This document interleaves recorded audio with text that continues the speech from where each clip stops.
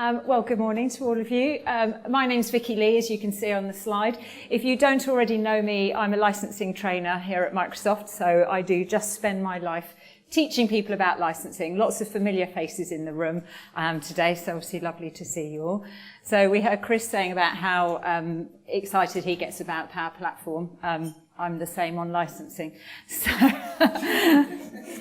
So someone, I suppose, has to do it, so I'll take the brunt of loving licensing from you guys. You are really stuck with me for the rest of the day now. So it is licensing now. Before lunch, as you can see from my slide, we're doing the sort of the PowerApps and Flow licensing, because from the 1st of October, we are having quite a reasonable change in the Dynamics 365 licensing, the PowerApps and Flow licensing. So this first session, just before lunch, I'll be going through what's happening with PowerApps and Flow. I will then let you have some lunch. I'm starving. I missed breakfast this morning, so if you hear rumbles, apologies, it is my stomach. But after lunch, we'll then dive into Dynamics 365 and we'll go through, obviously, all the licensing changes that are happening there as well. Please appreciate there's a couple of weeks between now and the 1st of October, and we know in the land of licensing, all sorts of things can happen. There are a few things that I am going to talk about today that it might still be detailed to be finalised. So please do appreciate that there are certain things yet that I'm not fully armed with all of the detail, but, you know, rest assured by October we will have the detail in place for you guys. So anyway, what I'm going to cover before lunch, obviously just going through what's happening with PowerApps. We'll talk about the main licensing. We'll talk about the extra add-ons that are available. So I know Chris was talking about things like AI Builder. We'll look at how that's licensed within the PowerApps and Flow environment. We'll then look at the changes with the Flow licensing. So initially looking at the standalone sort of licenses. Then we are thinking Dynamics 365 today. That is my theme. So we also need to think about the licensing that is seeded into the Dynamics 365 apps, so that when a user has license for Dynamics 365, what PowerApps and Flow use rights they get. And when we are changing licensing, we do need to think about what we do nowadays call grandfathering, but I'm not quite sure where that word came from really, but you know, what happens as customers move from old to new. How long can they stay on the old usage rights before they have to move over to the new ones? So obviously I'll be showing you all the important dates and the timelines and things on that side of things as well. So anyway, let us start off with PowerApps and have a look at what's happening with the PowerApps licensing. And what we're doing is we are sort of changing completely, pretty much, how PowerApps is licensed, with the aim initially to make it easier for customers to get started with PowerApps. So for those customers who maybe don't have any PowerApps at all in place at the moment, give them the ability to go in and license, maybe at a smaller level. You know, maybe they're just creating a handful of PowerApps to use within their organisation and they just want to license at that level. Then what we're trying to do as well is simplify the licensing. Because at the moment with PowerApps, we have PowerApps Plan 1 and Plan 2, and they actually do give different rights. They do have different feature sets and different functionality inside of them. And what we're going to find is that the PowerApps licenses, the standalone licenses, there's 2 of them, they both have full functionality inside of them. So what you're not having to look at is what does my PowerApp do, therefore which license do I need? We'll be moving to look at how many apps does my user need to work with? You know, are they working with 1 or 2 apps? Are they working with unlimited quantities of apps? We're licensing on that basis, as opposed to having to care about what the app itself actually does, within limits. Fine print on that, obviously, but we'll come to that. We also know that a lot of PowerApps are shared with external users, so we have changed how the portals work with Dynamics 365. They're kind of moving into the realms of PowerApps, so we'll talk about the portal licensing, and as I said, how we license the AI Builder that Chris was talking about as well. So initially, what we're going to have is sort of three key ways of licensing PowerApps. The first two on this slide, and I'll go into detail in a moment, are the standalone plans.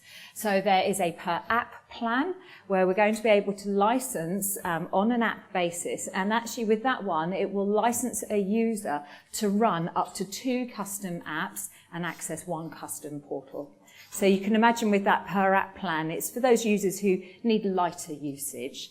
We are going to be able to stack the licenses if they need to run a few extra than 2, but that's for the sort of lighter usage. What is it, $10? I love that, per app, per user, per month. Oh, it's a bit of a mouthful. Think of it on an app basis as such, but $10, giving me that access, as say, to 2 apps and 1 portal. The PowerApps per user plan, this is the one that really is the equivalent of Plan 2 that we have at the moment. This is giving unlimited access. So we'll be licensing a user with that at $40 per user per month, and they will get access to run an unlimited number of apps, and they'll be able to access an unlimited number of custom portals.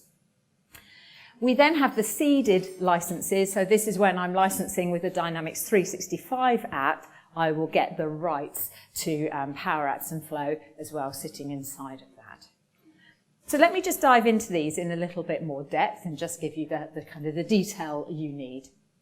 So first of all, with that PowerApps per app plan, Chris has nicely been talking about what the PowerApps are, so I don't need to go into the detail behind that, but we have got obviously custom apps that our customers will be going ahead and creating.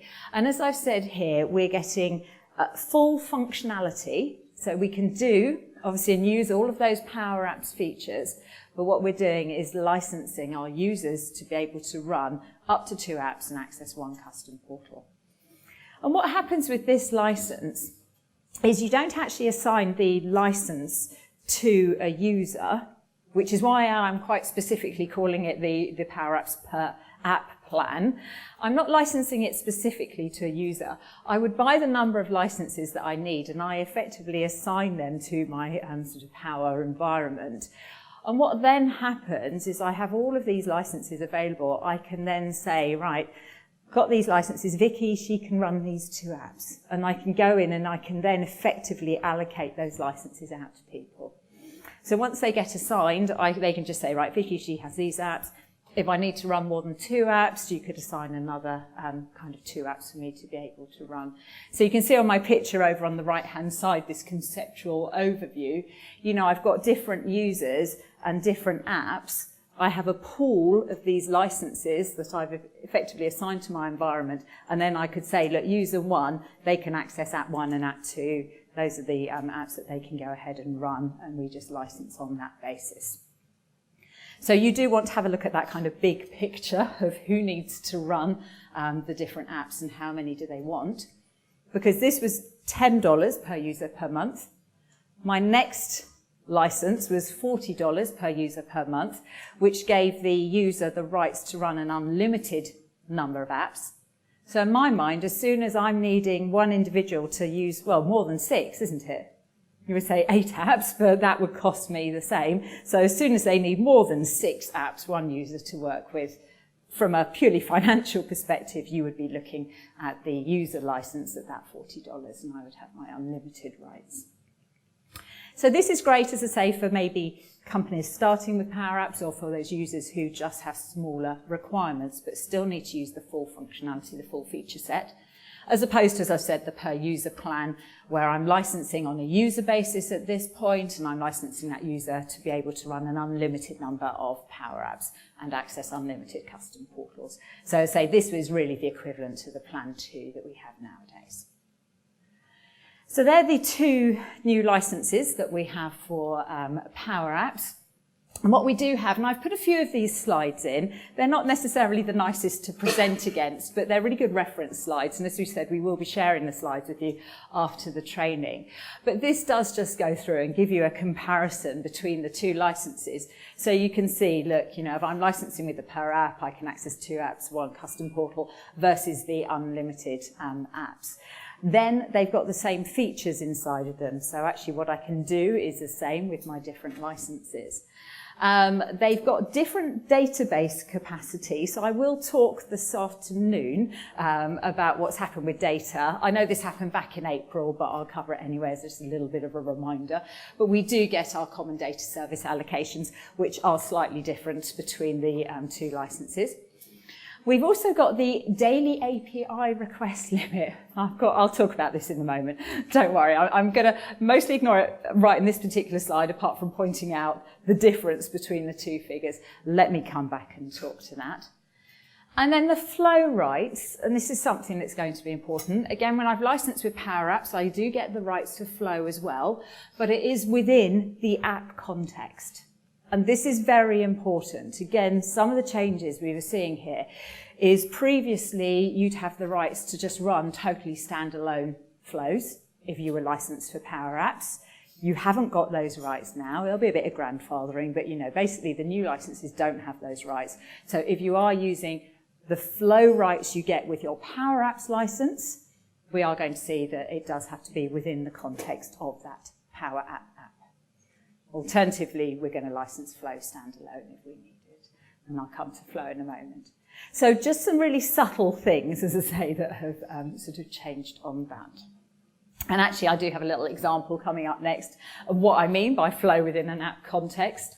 So as long as if I am using Flow within my Power App, you can see that I am connecting to any data source that is within the use rights of that Power App and license that I've created, or is just directly talking to my Power App. So my example here, I think Chris again was talking about connecting to SQL. It was like we planned our slides, wasn't it? But, that's within the context. If my Power App is connecting to SQL, my Flow can obviously talk to that as well because it's within the context of my app.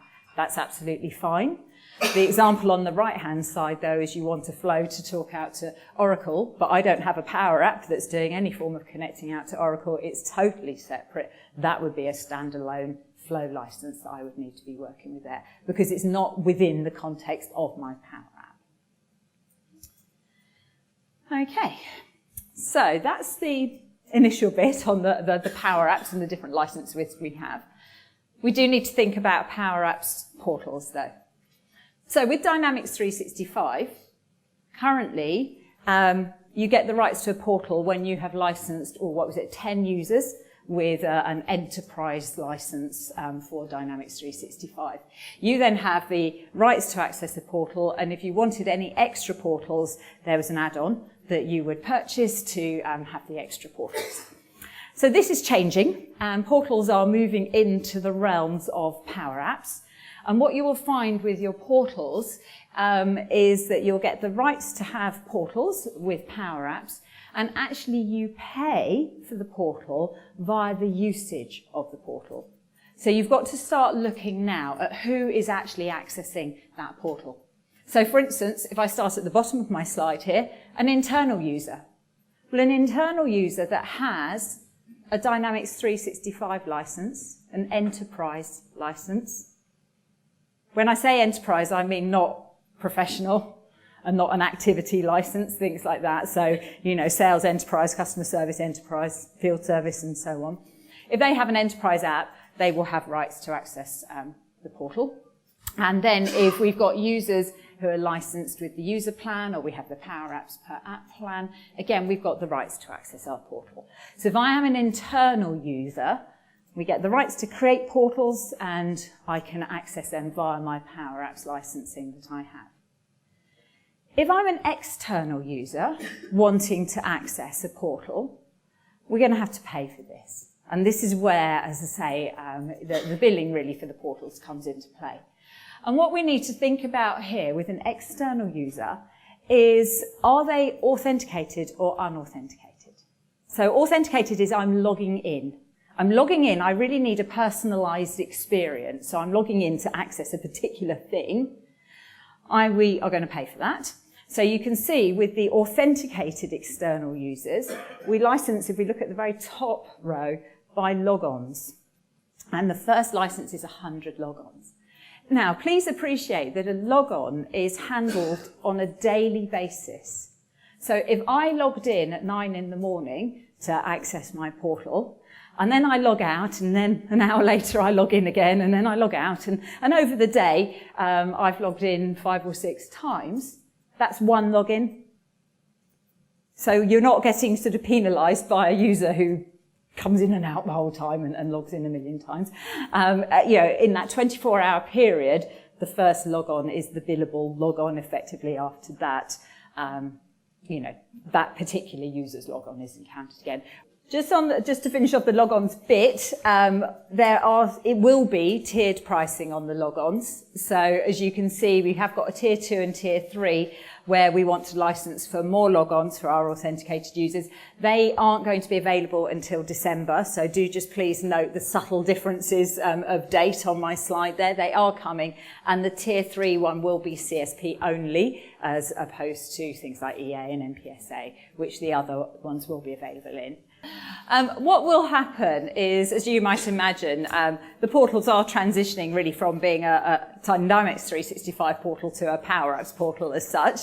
That transition from a technical side will be a seamless transition. The customers don't need to do anything. Their portals will happily sort of carry on working. We will be retiring the portal SKUs. So where customers could go through and purchase additional portals, obviously those SKUs will be being retired because we will end up licensing, how I've just shown you on the previous slide, by the users actually accessing that particular portal. Just remember, though, that we do have these grandfathering periods, so customers who are on the existing portal license will be able to carry on with that, obviously, up to the end of their term that they're licensing through. So that will, again, depend upon which agreement they're actually buying through, CSP, Enterprise Agreement. It is going to control that. But at the end of their subscription term, they will be able to carry on with the old model if they want to. But on the same note, they will actually also be able to license via the new model as well, if that one suited them better. AI Builder licensing. So Chris was talking about AI Builder, where there were lots of different things that you could utilize with AI Builder. So I was trying to think of the examples Chris was talking about, but he was talking about forms and scanning things, bringing in that in, getting lots of intelligence. The way it's licensed is via what we call service credits. So you will get a quantity of these AI Builder service credits to cover all of the different components that you can bring in with AI Builder. You can see here at $500 per month. So you buy your service credits to cover your predicted AI Builder usage, and obviously if your 1 million service credits a month isn't enough, you just stack more of those service credit licenses up there. The plan is, as it says at the bottom of my slide, that by general availability there will be a calculator to help with this. So what it does is it goes through and asks questions of the customer to sort of try and predict and estimate their AI Builder usage, so that you can then see how many service credits do they need to work with. It will come back and tell them, and that will then obviously give a guide as to how many units of the add-on you actually need to go ahead and purchase.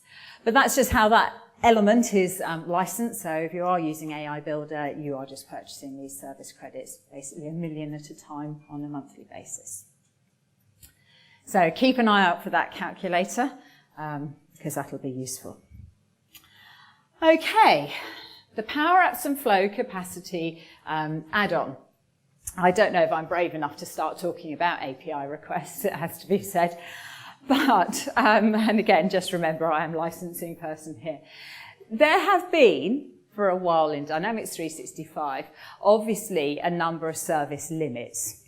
The existing service limits, and there is a link on this slide here that tells you all about them if you do need to know more about that. But the existing service limits haven't changed. They have stayed the same. But there is a new service limit that has come into play, which is this daily API request capacity. So again, over a 24-hour period, there are those limits. So I was showing you on the PowerApps plans, the per app plan, it was 1,000 for the daily API limit, and the per user plan, the unlimited, the ability to run unlimited PowerApps, it was 5,000 on there. So that would be the limits I'm getting, or the quantity I'm getting with my daily API requests. If I need more, then I go ahead and purchase more.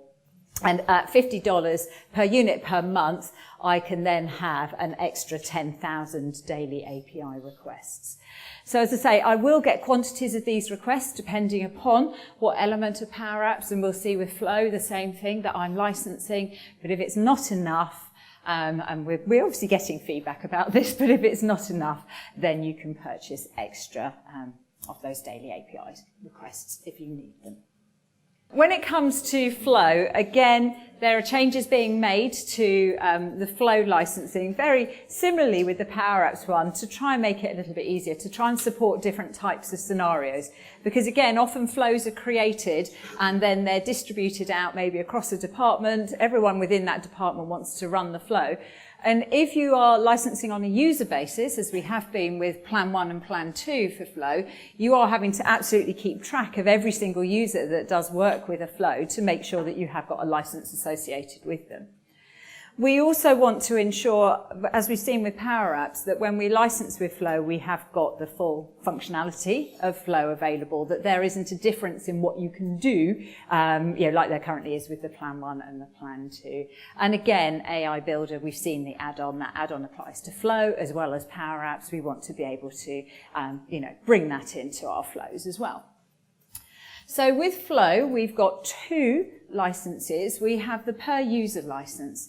So this, as you can see here, will license a user to create and run an unlimited number of flows. So if you have got users that do work with Flow a lot and they want to obviously build flows and run an unlimited number, then you're going to license that user for Flow. Alternatively, you can license per flow. And just be aware that the full name for this is the Flow per Business Process Plan. It's a bit of a mouthful written at the bottom of the slide, calling it per flow to keep life a little bit simpler. But when you're looking for the SKU, it is the Flow per Business Process Plan. This licenses a flow for an unlimited number of people to be able to run that. So if you have a flow that you want, as I say, anyone to be able to work with, you would license that. But you can see that there is a minimum purchase on there of 5 flows for that particular one. So you don't have to worry about licensing the end users. At this point, you're licensing the flow for anyone to be able to run that. So those two options available, and then the seeded flow, again, are the flow rights that you get when you have licensed for a Dynamics 365 app. You will have that as well. So if we just think the detail, again, I've probably covered most of this, but the flow per user, I am licensing a user to run flows. $15 per month. I'm not really sure I can say a huge amount more than that, apart from the daily API requests that I don't want to talk about, are 5,000 on that one. If we go for the Flow per Business Process Plan, as I say, we're licensing obviously per enabled workflow with that minimum purchase of 5. And as I say, daily API requests here, 15,000 on that particular one. So that would be my Flow for Business Process Plan. This slide, again, just does a comparison of the two plans. So I just put them in there, again, really for reference, where you can see, obviously, there is that minimum purchase of the Flow per Business Plan of 5 units, no minimums when we're licensing a user. The rest of it's all pretty much the same, again, apart from those API requests. So we're working, again, with the full functionality of the flow inside of there. Right, so other things to talk about. Grandfathering, obviously very key here. When it comes to the grandfathering side of things, we've changed licensing rules. And when we change licensing rules, there's always that period in life when a customer is moving from the old licensing over onto the new licensing. When can you transact the licenses, the usage rights, when do they come into play? It's all very key. So the dates obviously vary slightly depending upon how we're purchasing. Is it through CSP? Is it through an enterprise agreement? So what you'll find, and obviously CSP, Web Direct, MPSA, from the 1st of October, these new licenses are available. So for the next 2 weeks, we're still working with the old Plan 1, Plan 2 licenses, all of those old licensing rules. From the 1st of October, we will have the new licenses available, and there will be a period where customers can license with old or new. So think about this period between the 1st of October and the end of March next year. During that period, if you are a renewing customer, so you've licensed already, you come up for renewal in that period from October through to the end of March, you will have the ability to either renew with the existing SKUs, so if you prefer the current licensing, renew with the current licensing, or you'll be able to renew with the new SKUs. So there is that period, as I say, up to the end of March, where both sets of licenses are available. After that, so from April next year onwards, if you are a renewing customer, you are then going to renew with the new licenses, because the old ones will have been taken off the price list. You can't use them anymore. And it's very similar, as you can see, with someone who is a new customer. At the moment, if they're buying, they're going to use the current licenses. Then between October and March, they again can either purchase with the existing licenses if they want to. If they're an in-flight deal, you're talking to them now about something. You've been talking about the old license structure with that customer. So that in-flight deal, we're not going to force you suddenly to make them license with the new licenses when you've been having that discussion on the old licensing model. That's fine. They could license with the old licenses. If you think the new model is that better fit for that customer, then you go for the new model. But again, from April next year onwards, you are working with the new licensing. Let me just do my next slide and then we'll take questions on that. You'll see with the enterprise agreement, again, a very similar setup, it has to be said, with that. So for those renewing customers who are renewing before the end of March for EA, they can choose old or new licenses. After that, they're moving into new. But remember, with EA customers, when they're in their existing subscription, they can obviously carry on truing up on the old licenses. They've got the rights to buy those. But the dates otherwise are pretty much the same. Right, let me just talk about Power Apps and Flow within Dynamics, and then we will just hit lunch, so that'll be about right. So this is customers purchasing their Dynamics 365 licenses, and I'll be obviously talking about those after lunch and what's happening with them. And they are getting the rights to run Power Apps and Flow within their licenses. And depending upon what they've purchased, that is going to control the rights that they get. So first of all, if we have a look at my sort of table we've got here, the top row, we're looking at the Power Apps use rights for our Dynamics 365 Enterprise application licenses. So again, with the Enterprise one, we're not thinking about the professional apps that are available here. So what will happen is prior to, well, really now, but prior to October, you got full Power Apps use rights included. We'll see the same actually with Flow. You had full Flow use rights inside of there, meaning you could do things like standalone flows that weren't linked to your Power Apps and all of that side of life. What's happening now with the use rights from October for Power Apps, the Power Apps need to map to the application context. So if I'm licensed with Sales Enterprise and I am using Power Apps, my Power App must map to the context of Sales Enterprise. What am I allowed to do with that? This is not a standalone Power App license. It is the rights to use it within the bounds of the main license that I have. So you have always got to think that I am having to use it within the rights of the Dynamics 365 license that I have available. And if I am working with a standalone app that is within the context of my Dynamics 365 license, it must be in the same environment as well as my Dynamics 365 environment. It's not allowed to be separate to that.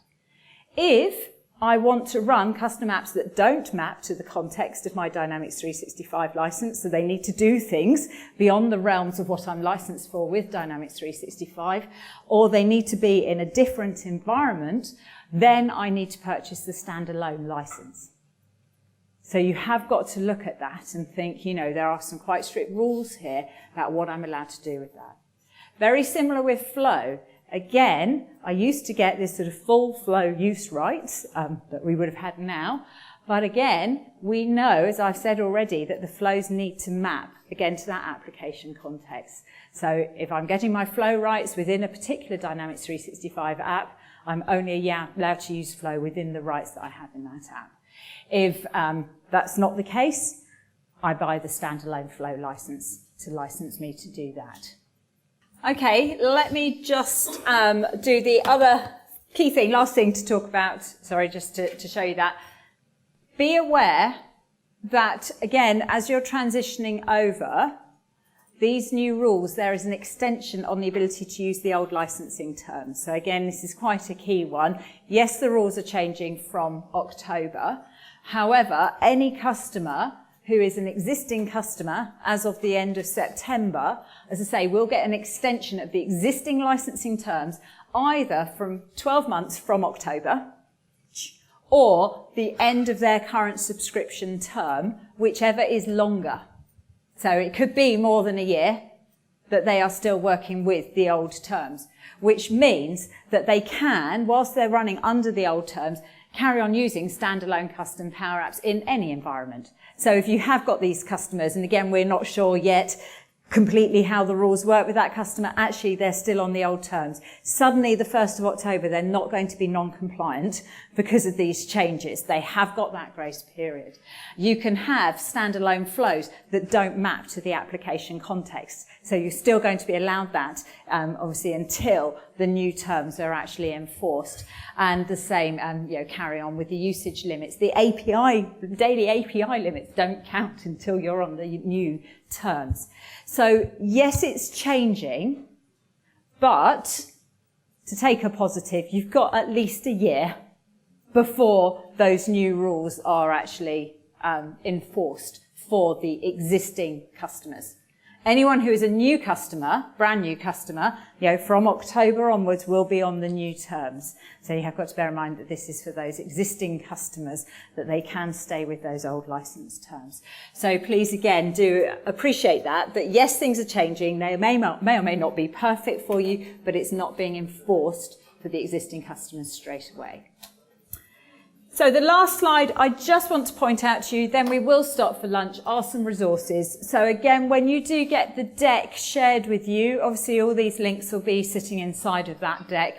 But there are resources for you guys to obviously self-serve, and it's the usual partner source. So if you have got access onto partner source, a lot of those resources are on there.